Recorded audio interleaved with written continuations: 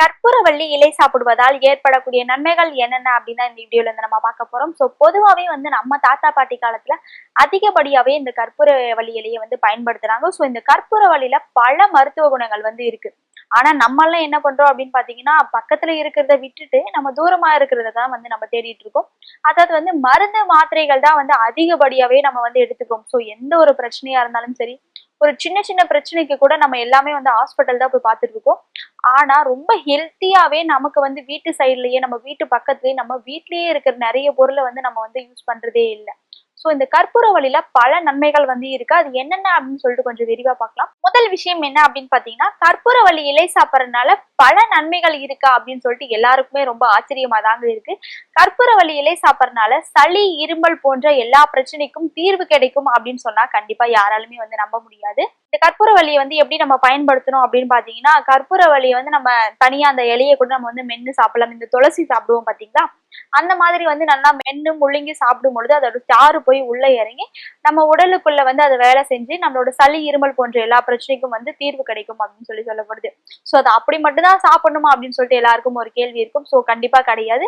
அந்த கற்பூரவள்ளி இலைய நம்ம பறிச்சு தண்ணியில போட்டு கொதிக்க வச்சுட்டு அந்த தண்ணியும் நம்ம குடிக்கலாம். அப்படி இல்லையா, நம்ம இந்த புதினா டீ, கிரீன் டீ அந்த மாதிரிலாம் போடுவோம். சோ அந்த மாதிரி டீ மாதிரி கூட இந்த கற்பூரவள்ளி இலைய போட்டு நம்ம இது பண்ணி குடிச்சு வந்தா நம்மளோட உடலுக்கு ரொம்பவே ஆரோக்கியமா இருக்கும் அப்படின்னு சொல்லப்படுது. இரண்டாவது விஷயம் என்ன அப்படின்னு பாத்தீங்கன்னா, கற்பூரவள்ளி இலை சாப்பிடறதுனால நுரையீரலுக்கு ரொம்பவே நல்ல விஷயம் அப்படின்னு சொல்றாங்க. நிறைய பேருக்கு பாத்தீங்கன்னா இந்த நுரையீரல் ப்ராப்ளம், இதய ப்ராப்ளம் அந்த மாதிரி அதிகப்படியான ப்ராப்ளங்கள் இருக்கு. சோ அப்படி இருக்கிறவங்களுக்கும் இந்த கற்பூரவள்ளி இலைய நம்ம பயன்படுத்தலாம். டீயா போட்டு குடிக்கலாம், இல்ல கற்பூரவள்ளி அப்படியே நம்ம சாப்பிடலாம். சோ அந்த மாதிரிலாம் பண்ணும் போது அந்த மாதிரி பிரச்சனைகள் எல்லாருக்கும் தீர்வு கிடைக்கும் அப்படின்னு சொல்லப்படுது.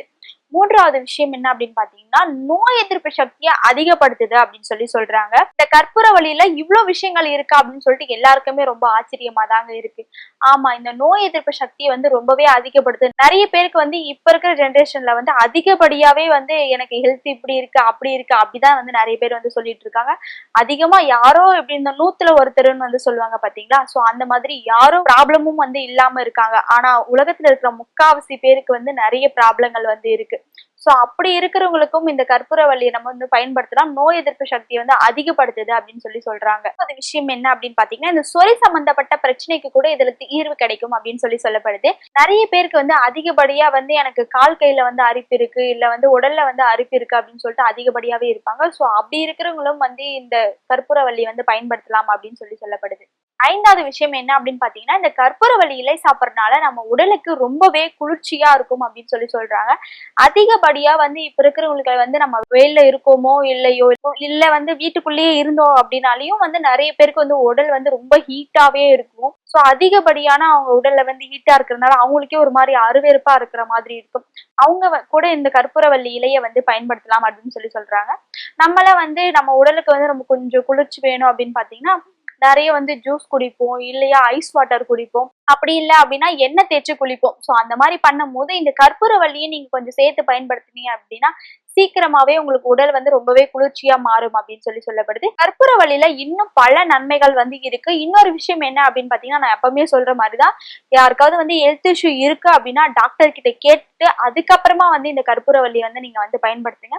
இந்த இன்ஃபர்மேஷனை பத்தி நீங்க என்ன நினைக்கிறீங்கன்னு சொல்லிட்டு மறக்காம கமெண்ட் பாக்ஸ்ல கமெண்ட் பண்ணுங்க.